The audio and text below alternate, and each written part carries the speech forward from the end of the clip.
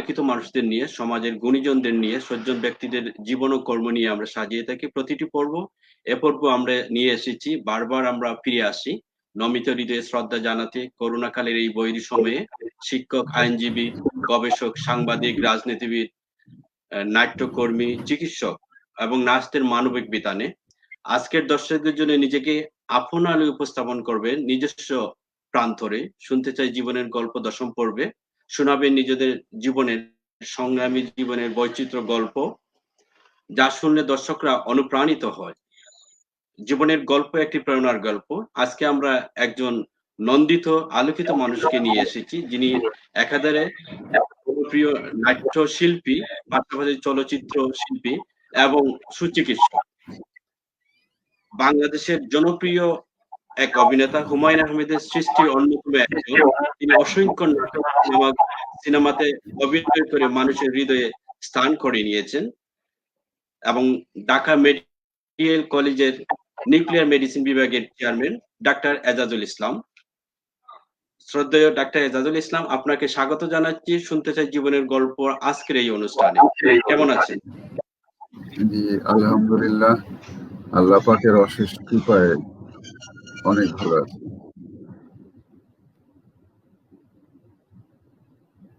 আপনি ভালো আছেন? আপনি কেমন আছেন? হ্যাঁ, আমি ভালো আছি।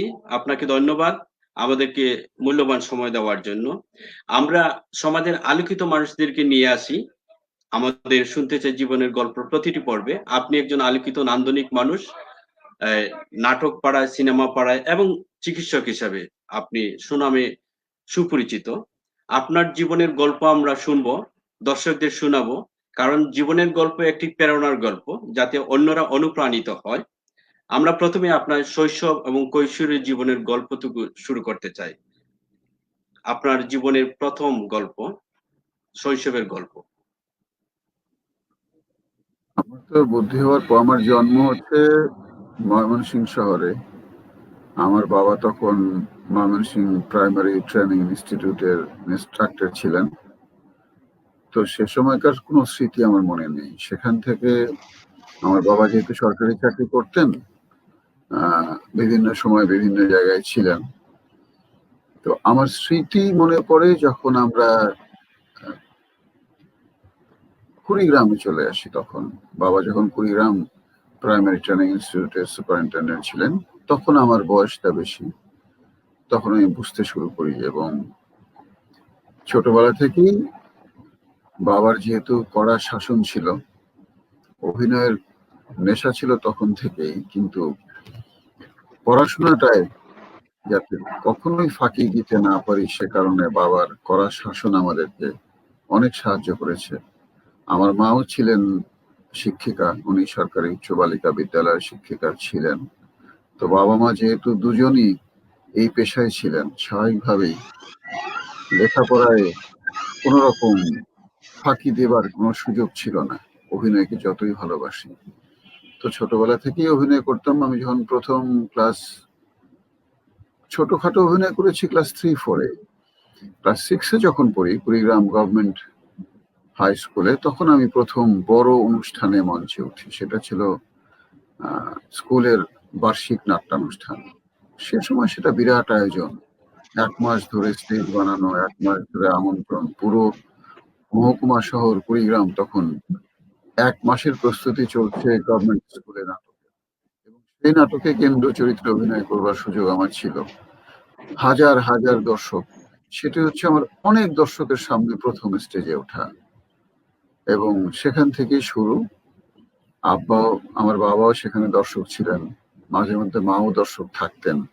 বাবা মার সামনে অভিনয় করেছি। তো এই হচ্ছে অভিনয় জীবন। আর লেখাপড়া বাবা মার কড়া শাসন ছিল। আমাদের বাসায় নিয়ম ছিল, আব্বা মাগরিবের নামাজ পড়ে যখন সালাম ফেরাবেন, সালাম ফেরাবার সময় এক পাশে একটি জায়গায় আমরা সব ভাই বোন পড়তে বসতাম। আব্বা সালাম ফেরাবার সময় অবশ্যই দেখতে চাইতেন আমরা সবাই বই খুলে পড়াশোনা করছি। এরকম একটা ডিসিপ্লিন জীবন ছিল আমাদের, সেটা বাবা মার শাসনের কারণে, এবং দুজনই শিক্ষকতার পেশায় ছিলেন হয়তোবা সে কারণে। তো লেখাপড়াটা করেছি, পাশাপাশি অভিনয় করেছি। এবং বাবা ছোটবেলাতেই যে কথাটি আমাকে বলতেন সবসময়, আমার এখনো বারবার কানে বাজে। মাঝে মধ্যে মা বলতেন যে অভিনয়টা করো না, নাটক করো না, এগুলি পড়াশোনায় ক্ষতি হবে। তো বাবা তখন বলতেন যে না ঠিক আছে করুক।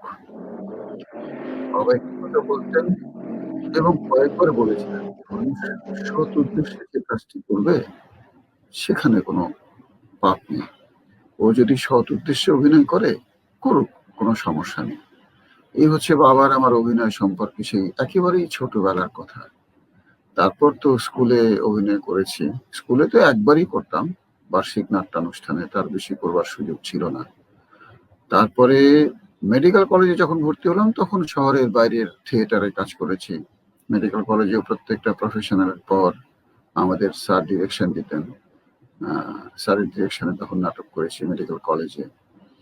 তারপরে যখন ডাক্তারি পাশ করে ঢাকায় চলে এলাম রংপুর থেকে, ঢাকায় এসে তখন চাকরি করেছি, পরবর্তী উচ্চতর ডিগ্রি নেবার জন্য পড়াশোনা করেছি এবং মাঝখান দিয়ে অভিনয়, টেলিভিশনে, সিনেমায় অভিনয়ের সুযোগ করবার জন্য চেষ্টা করেছি।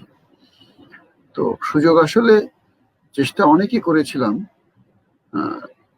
রেডিও সুযোগটা ছিল তো অডিশন দেওয়ার পরে। প্রথমে রেডিওতে আমি কাজ শুরু করি। রেডিওতে আমি আগে খবর পড়তাম অনেক দিন। তারপরে নাট্যশিল্পী হিসাবে আবার অডিশন দিলাম, সেখানে নির্বাচিত হলাম। তো রেডিওতে প্রথম কাজ করি আমি সংবাদ পাঠক হিসাবে, তারপরে নাট্যশিল্পী হিসাবে।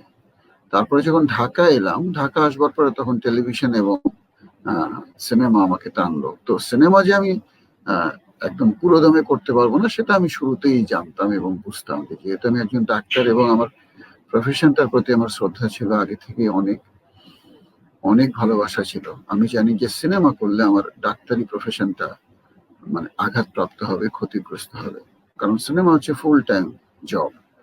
তারপরও ভালোবাসার টানে প্রায় 42টির মতো ছবি করেছি, জাতীয় চলচ্চিত্র পুরস্কারও পেয়েছি।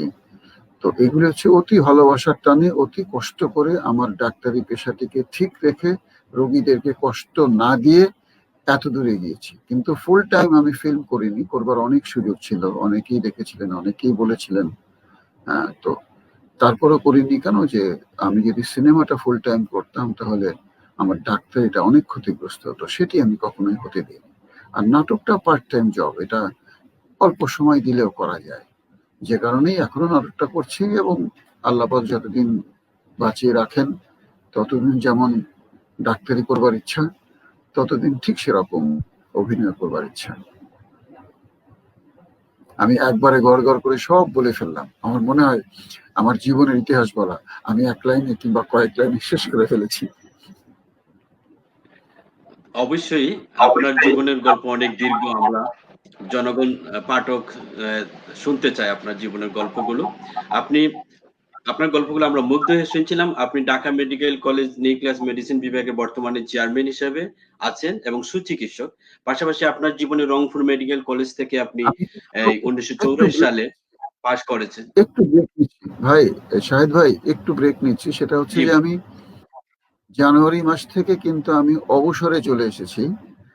আমি এখন অবসরপ্রাপ্ত বিভাগীয় প্রধান, নিউক্লিয়ার মেডিসিন বিভাগ, ঢাকা মেডিকেল কলেজ। আমি জানুয়ারি মাস থেকে আমার চাকুরি অবসরে জীবন গিয়েছি। সুন্দরভাবে শেষ করবার তৌফিক আল্লাহ পাক আমাকে দিয়েছেন এবং সসম্মানে অবসরে চলে এসেছি। এটা হচ্ছে এই বছরের জানুয়ারি মাস ধন্যবাদ থেকে। আপনার। হ্যাঁ, আপনার অবসর জীবন সুখী হোক, শান্তি হোক। আমরা আশা করব আপনার যেহেতু অবসরে চলে গেছেন, এখন নাটক এবং চলচ্চিত্রে আপনাকে আমরা বেশি করে পাবো। কারণ হুমায়ূন আহমেদ আমাদের কাছ থেকে চলে যাওয়ার পর থেকে আপনারা যে ৩ জন ছিলেন, ৩ জনকে কিন্তু আমরা দেখিনি। দর্শকরা কিন্তু বারবার বলেন, ওরা ৩ জনকে আমরা আর দেখিনি নাটক পাড়ায় কিংবা এই সিনেমা নাটকগুলোতে। এই প্রসঙ্গে যদি আপনি বলেন, আমরা আপনার নাটক সম্পর্কে আসবো। আমরা যতদূর জানি আপনি হুমায়ূন আহমেদের পরিচালিত ধারাবাহিক নাটক সবুজ সাথী দিয়ে শুরু হয়েছিল। সেই গল্প থেকে যদি আপনি নাটকের সম্পর্কে বলেন, তারপর আমরা চলচ্চিত্রে আসবো আপনার। আচ্ছা, সবুজ সাথী যেটা হয়েছিল যে আমি তো রেডিওতে যখন কাজ করতাম, পরে একটা সময় আর রেডিওতে সময় দিতে পারছিলাম না এবং আগ্রহটা টেলিভিশনের দিকে বেশি ছিল। তো টেলিভিশনে অডিশন দিলাম, এটা 90 সালে, এবং টেলিভিশনেও তালিকাভুক্ত হলাম নাট্যশিল্পী হিসাবে, কিন্তু কেউ আসলে সুযোগটা দিচ্ছিল না আমাকে। কারণ আমার বাড়ি তো রংপুরে, আমি রংপুর থেকে এসেছি, আমি ঢাকায় থিয়েটার করিনি, রংপুরে থিয়েটার করেছি। তো ঢাকায় যেহেতু আমি থিয়েটার করিনি, স্বাভাবিকভাবেই আমার উপরে আস্থাটা অনেকের ছিল না।